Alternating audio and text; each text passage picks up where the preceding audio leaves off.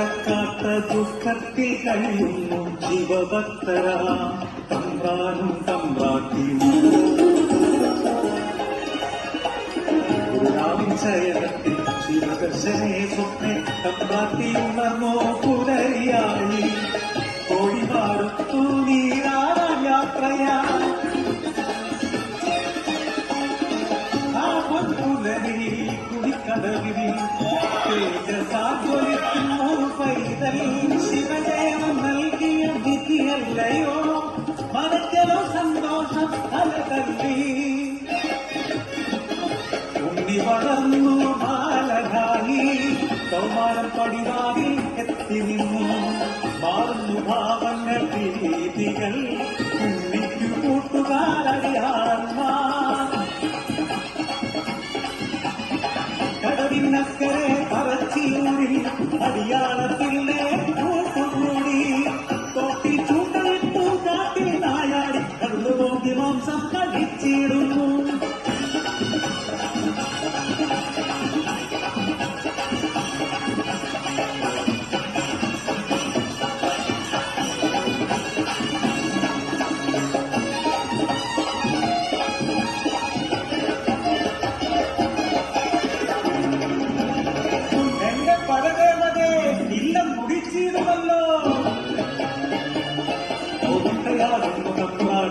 ഉണ്ണിയെ വച്ചിൽ ബന്ധിക്കുന്നു ജലപാനം നൽകില്ല പൊന്നുണ്ണി ഉരുത്തക്കേടുകൾ വേറെയായി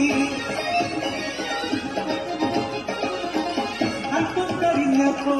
അമ്മ തന്മാസം സ്നേഹമായി പിന്നെ വാത്സല്യമായി മലക്കരെ വച്ചിന്നെ എത്തിയ അമ്മ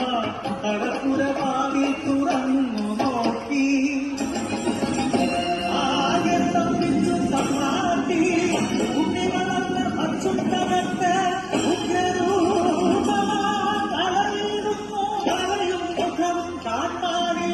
പരിസരിച്ചോടി സമ്രാട്ടി പരിപുരവാതിൽ കലത്തിരുന്നു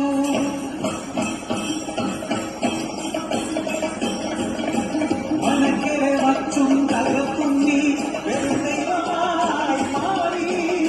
മനക്കു മുകളിലെ തലയിൽ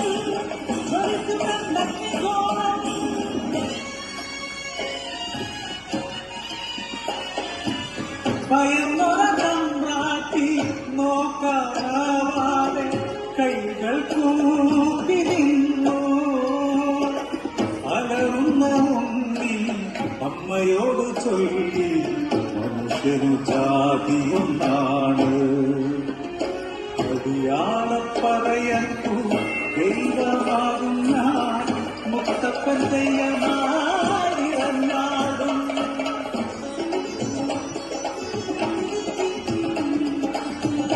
ദൈവമായാലും അമ്മയ്ക്കു നീയുണ്ണി ഈ അഗ്നിഗോളത്താൽ